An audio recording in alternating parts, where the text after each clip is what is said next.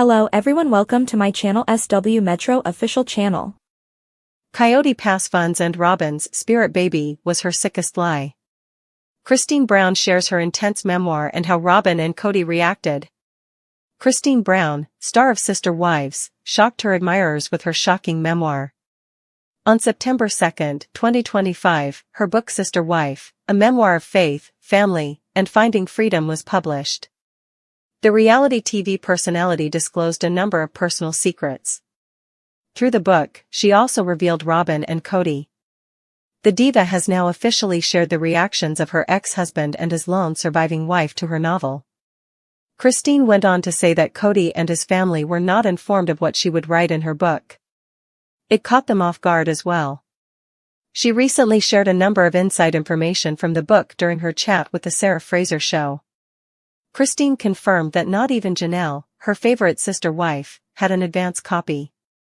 Actually, only her spouse was able to see one. In hindsight, she acknowledged, perhaps she ought to have. Christine reveals her personal secrets. Since the start of Sister Wives in 2010, Christine Brown Woolley has kept quiet, but now she is finally telling her untold story. She flourished as a mother despite her difficulties with Cody, but she concealed her personal issues to preserve family unity. The things Christine never revealed on the show are revealed in her biography, Sister Wife, a biography of faith, family, and finding freedom.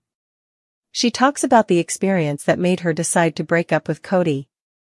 With the help of her husband David, she was able to overcome her anxieties of oversharing and write the book, which felt freeing. Christine revealed how Cody and Robyn had denigrated her throughout the years.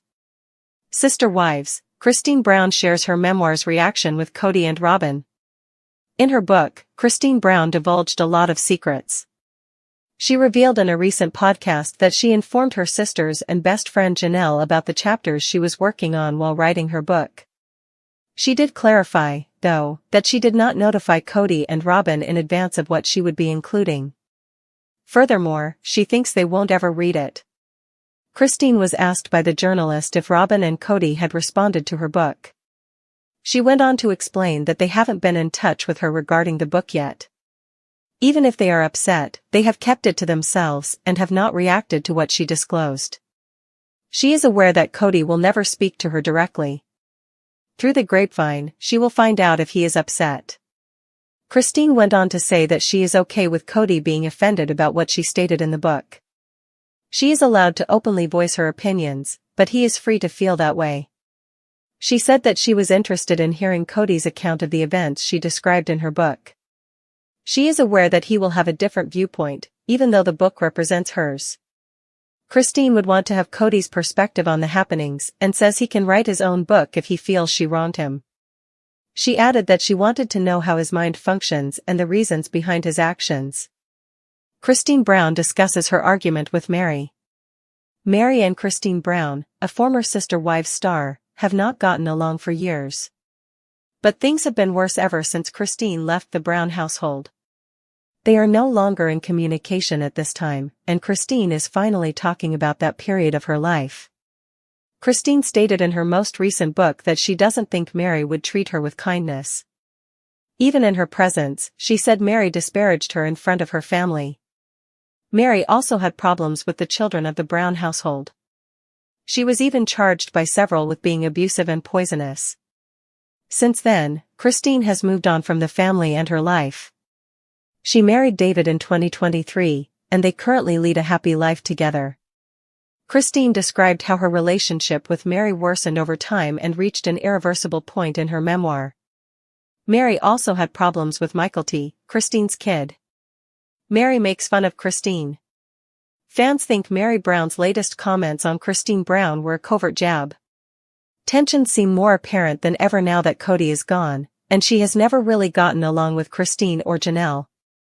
In a lighthearted Instagram video that she shared on Friday, Mary vowed never to divulge her private information. She stated that she cherishes her peace, respects her path, and won't compromise her morals. Fans immediately surmised that the video was directed at Christine, who was then getting ready to publish her candid memoir, Sister Wife, a memoir of faith, family, and finding freedom, even though she was laughing through it with a friend. While some commended Christine for finally sharing her story, others referred to Mary's post as having mean girl vibes. Christine discusses her argument with Mary on Sister Wives. In her book, Christine disclosed that Mary was higher up in the polygamy hierarchy than she was. This meant that, despite their disagreements, Christine, Janelle, and Robyn had to do what Mary said. Christine didn't even want her children around Mary because of her overpowering authority. Christine acknowledged that she could never rely on Mary to act kindly. After a battle broke out between Mary and Coyote, things became really dire. When Coyote was 8 years old, she and Mary went to a store and requested some candy from the cashier. She was 10 cents short, but the clerk, who recognized them, gave it to her. When Leon, Mary's child, told her about it, Mary became enraged and began berating Coyote. Right then, neither Christine nor Coyote knew what they had done wrong. Mary severed all connections with Christine after she yelled at her, asking her never to talk to her children ever again.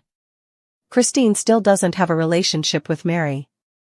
She went on to say that Mary frequently behaved carelessly. Regardless of whether people were asleep or infants were napping, she would turn up the music. After years of this behavior, Christine concluded that the best course of action was to cut off all communication when it became intolerable. She acknowledged that she often worried that Mary would become enraged at whatever her children did, no matter how minor. Mary would make a tremendous deal even if the children broke something while playing. Mary and Christine don't appear to have any prospect of getting back together anytime soon. Coyote Pass stands as more than just a parcel of land in Flagstaff, Arizona. It is the stark, sun-bleached monument to the shattered dream of the Brown family, a physical and financial quagmire that perfectly encapsulates the decay of the plural principle they once televised with such fervor. The story of its funding, a tangled web of shifting finances, broken promises, and starkly inequitable contributions, is a masterclass in financial manipulation. Yet, it is within this context of monetary distrust and simmering resentment that Robyn Brown's prolonged narrative of the spirit baby emerges not as a quirky, if sad, storyline, but potentially as the most calculated and psychologically insidious lie wielded within the family. This was not merely a deception about a desired child, it was a strategic emotional and financial instrument, a multi-season performance designed to maintain control, secure resources, and weaponize victimhood, all while the foundations of the other marriages crumbled under the weight of the very inequities she helped engineer. To understand the profundity of the spirit baby lie, one must first appreciate the toxic soil in which it was planted, the dysfunctional funding of Coyote Pass. The property was purchased in 2013 as a blank slate upon which the 4 wives and their husband would build their celestial kingdom, a physical manifestation of their one big house ideal. However, from the outset, the financial contributions were grossly unbalanced.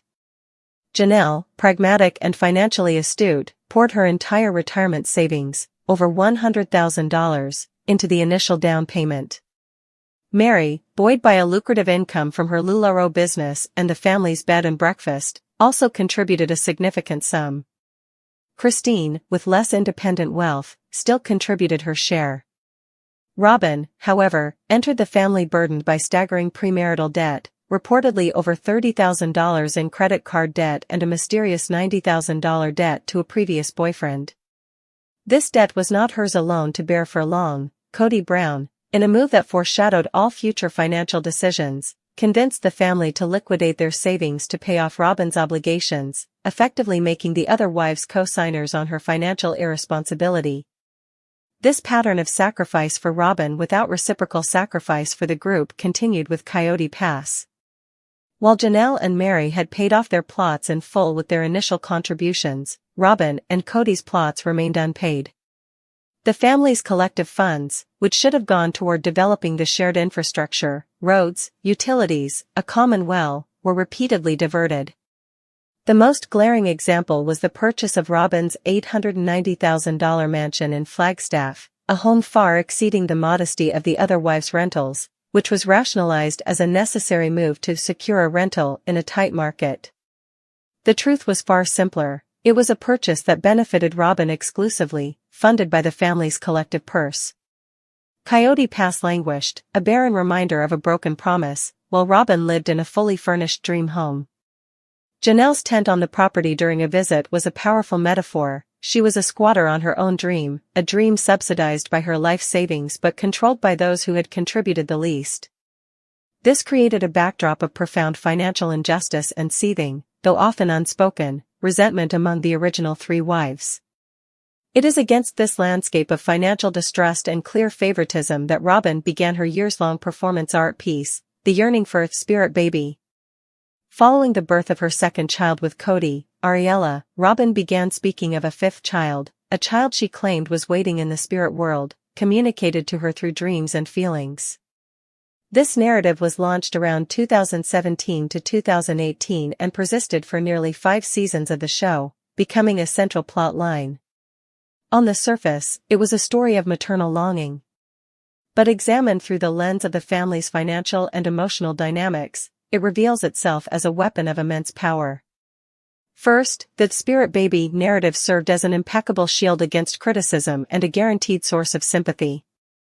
Any questioning of resources, time, or Coyote's attention being disproportionately funneled to Robyn and her children could be immediately deflected by the profound, unassailable sadness of a woman yearning for a child. How could Mary, who had long since ended her intimate relationship with Coyote, complain about his absence when Robyn was trying to bring another life into the family?